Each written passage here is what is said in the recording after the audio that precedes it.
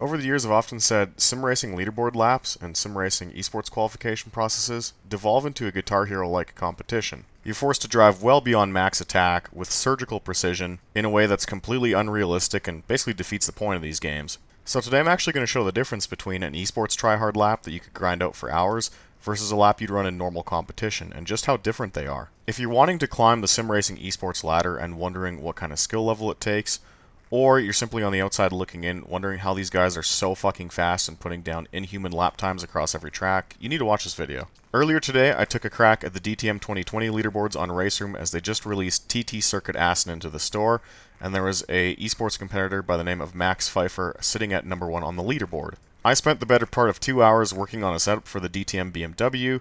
I took aim at his time and beat him by about half a tenth. This was essentially an esports tier lap. I drove as hard as I could and was sideways on about half of the corners. I then got really fucking stoned in my backyard, came back to the game, and just ran a normal lap as if I was in a basic qualifying session.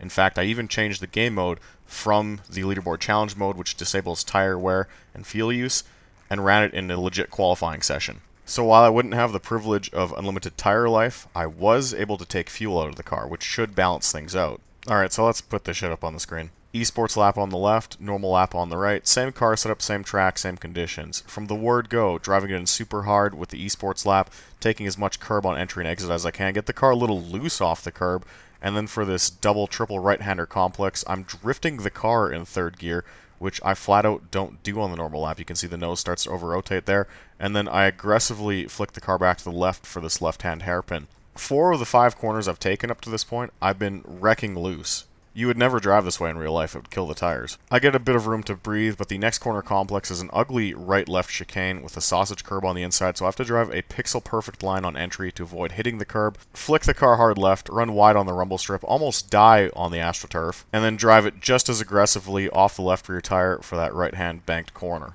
80% of the corners are white-knuckle up to this point. For this flat left-hander, I try and eat the sausage curb on the inside. Again, run wide on the AstroTurf, which you shouldn't do. And for the double right-hander, which is kind of like Hammerhead at the top of your test circuit, you'll see the back half of this corner, the car actually tries to over-rotate on me, and I just have to drive through it. If I don't keep it held wide open and try and drive through it, I'll lose a couple hundredths off the board, and in, again, a proper esports competition, that's 10 or 12 spots. Home stretch here up to the final chicane. You'll notice on the esports lap, I literally brake on the rumble strip, which you shouldn't do, and cut on the AstroTurf both times a pixel-perfect line next to the sausage curb. I'm not even driving on the track. 2 hours of grinding, driving the car on a knife's edge in every single corner, and restarting if I didn't like even a single corner throughout the lap, granted me a full second. This is not fun. This is not realistic. This is how you turn racing sims into an arcade game.